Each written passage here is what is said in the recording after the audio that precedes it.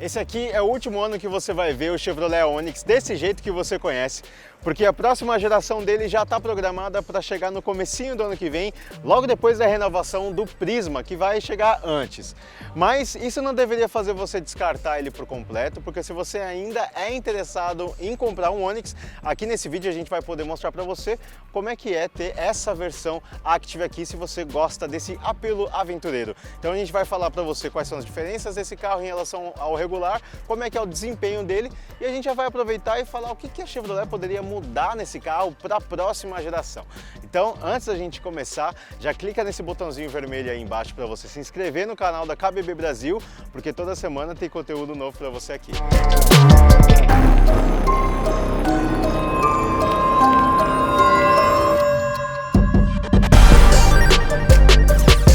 Desde que chegou à liderança do mercado, o Onix não saiu mais do topo. Só nos primeiros 6 meses deste ano, o hatch já acumulou cerca de 130 mil unidades vendidas, mais do que o dobro do Hyundai HB20, que vem em segundo.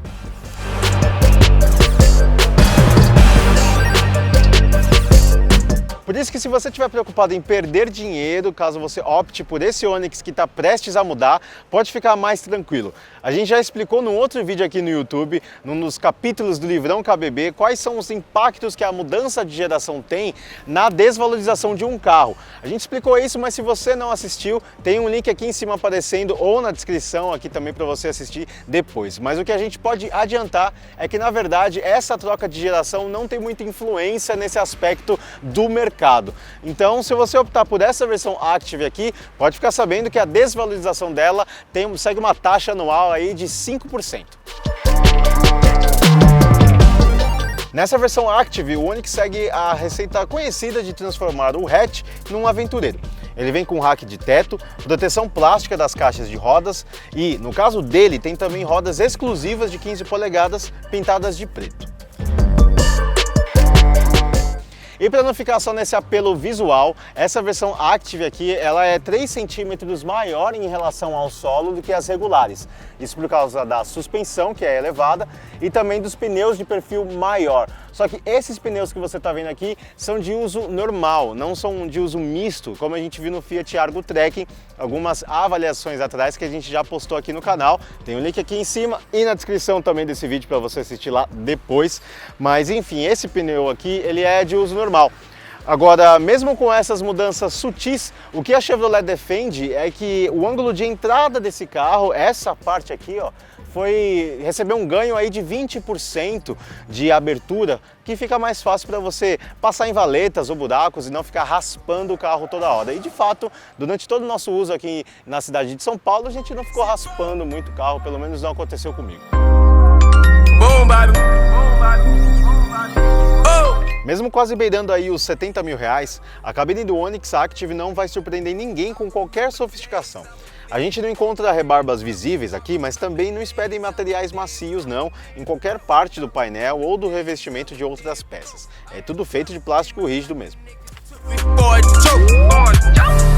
Olha, é improvável a gente imaginar que na próxima geração do Onix ele tenha uma cabine mais sofisticada em termos de adoção de materiais aqui dentro, no que reveste o painel e tudo mais.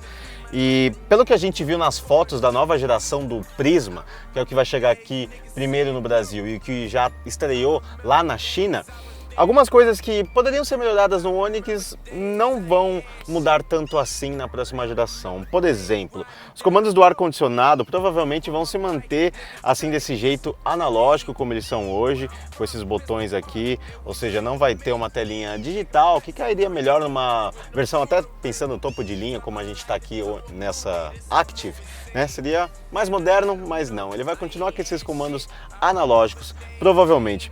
Outra coisa que vai mudar bastante, mas também não vai ficar tão moderno assim, tão tecnológico, é o painel. Ele provavelmente vai adotar dois mostradores mais convencionais, analógicos também, aqui na frente do volante, com um computador de bordo no meio, uma telinha monocromática que não promete ter tanta integração assim com a central multimídia, vai abrigar as mesmas funções basicamente que a gente já tem hoje, só que num outro formato, também não tecnológico assim, não tão tecnológico assim. O que mais a gente pode esperar? Quanto à funcionalidade, isso talvez ele realmente melhore, porque ele provavelmente vai ter um baú aqui no meio que vai facilitar para você jogar suas coisas e também servir como um apoio de braço. Isso ajuda bastante no conforto a bordo aqui. Tá certo que hoje em dia ele já tem bastantes opções para você espalhar suas coisas aqui pela cabine. Você tem dois porta-copos aqui, um espaço aqui atrás também. Na frente do câmbio dá para você colocar sua carteira, seu celular, inclusive plugado ali na entrada USB que fica na frente do câmbio. Mas os baús das laterais das portas poderiam ficar maiores, assim como o porta-luvas também na próxima geração. Isso poderia ser mais generoso.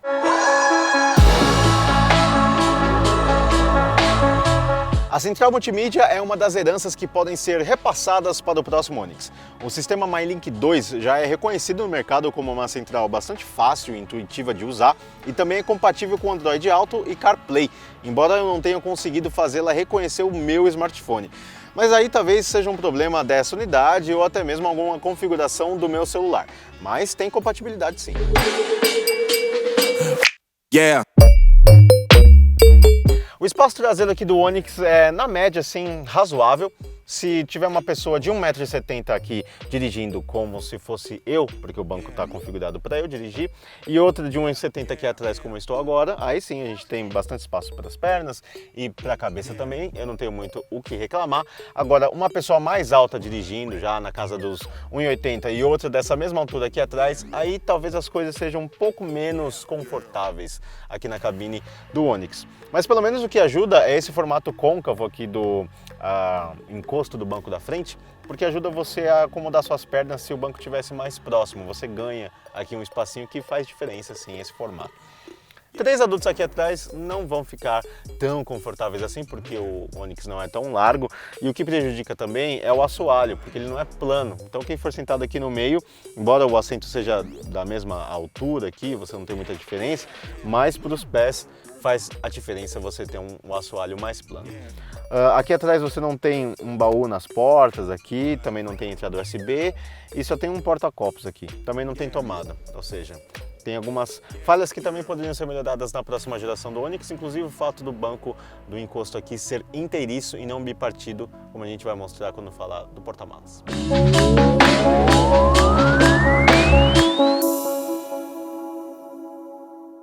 O porta-malas do Onix tem capacidade para 280 litros, o que não é nem o melhor nem o pior da categoria, mas como a gente apontou lá no vídeo do Argo Trekking, ele tem mais ou menos o mesmo problema.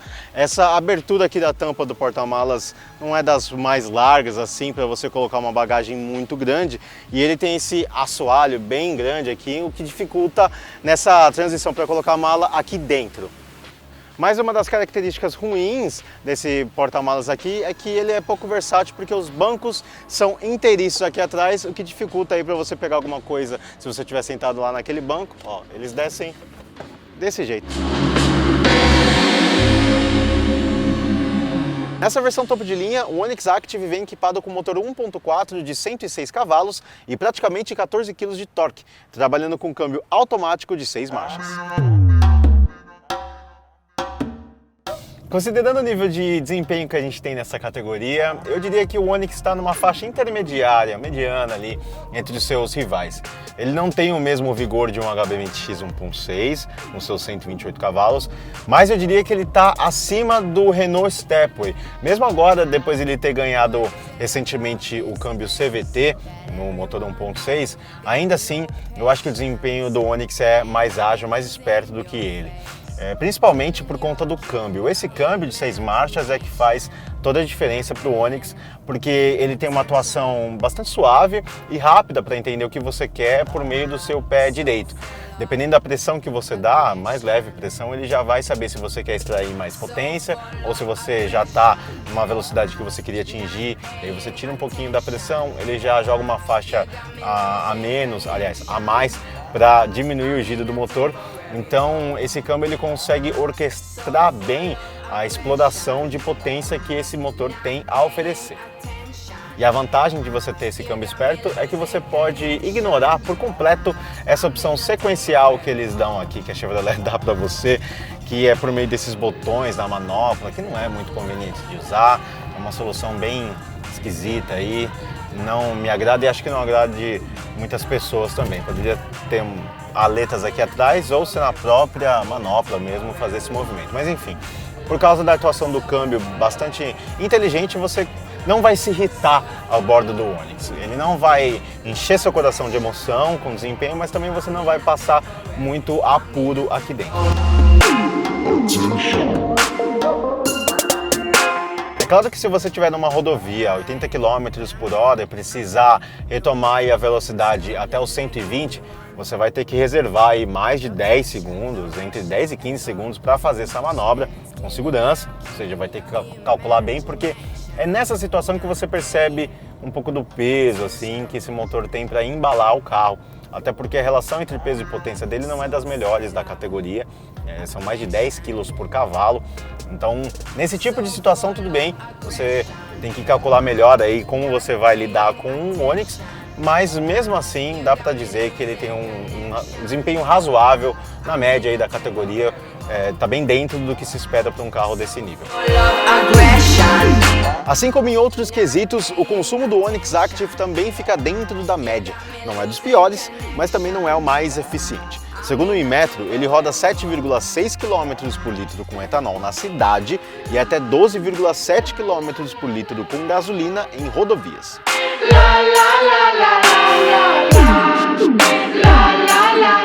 A dinâmica do Onix merece mais elogios até do que o seu desempenho.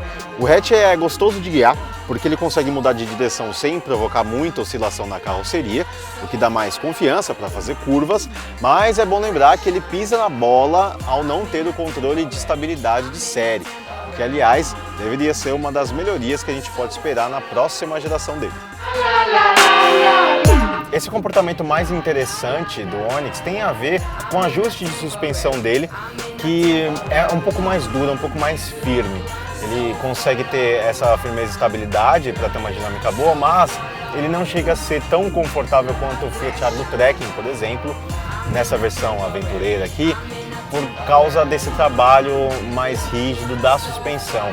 Os pneus de uso misto do Argo Trekking também ajudavam, contribuíam para ele absorver e filtrar os buracos e remendos da pista de uma maneira mais confortável do que do Onix, que tem pneus normais. Eles só têm perfis um pouco maiores, mas eles não fazem tanta diferença assim para você ter mais conforto aqui dentro, mais maciez nesse quesito de absorver esses buracos. Para quem gosta de ficar com uma postura mais vertical ao volante, o banco do Onix vai agradar e essa característica ajuda a ter uma visibilidade melhor. Mas encontrar a posição ideal mesmo de dirigir poderia ser melhor se o ajuste de altura movesse o banco de maneira inteiriça e não só o assento.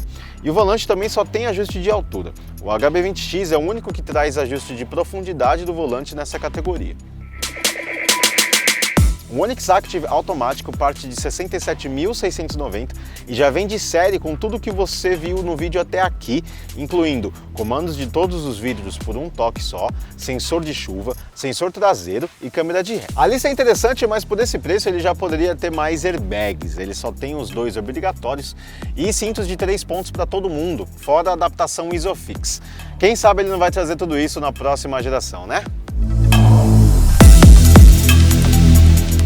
Se você estiver interessado em saber como é que essa versão aqui do Onix se sai em relação aos seus rivais, em termos de ficha técnica, equipamentos de série, o que ele oferece, tudo isso vai ser respondido e também o nosso veredito sobre a compra desse carro ou não no nosso próximo vídeo na ponta do lápis, que a gente vai publicar na semana que vem. Mas para você não perder aquele vídeo, já deixa aqui a sua inscrição, porque assim você recebe a notificação de quando ele for ao ar.